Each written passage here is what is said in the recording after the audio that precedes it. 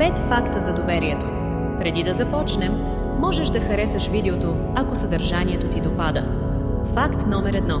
Доверието не се гради с думи, а с повтарящо се поведение. Хората вярват не на това, което обещаваш, а на това, което правиш отново и отново. Факт номер 2. Доверието се губи много по-бързо, отколкото се изгражда. Един момент може да изтрие месеци сигурност. Факт номер 3. Когато доверието е наранено, мозъкът не забравя. Дори да простиш, психиката остава нащрек. Факт номер 4. Липсата на доверие не винаги изглежда като ревност. Понякога изглежда като дистанция, студенина или мълчание. Факт номер 5.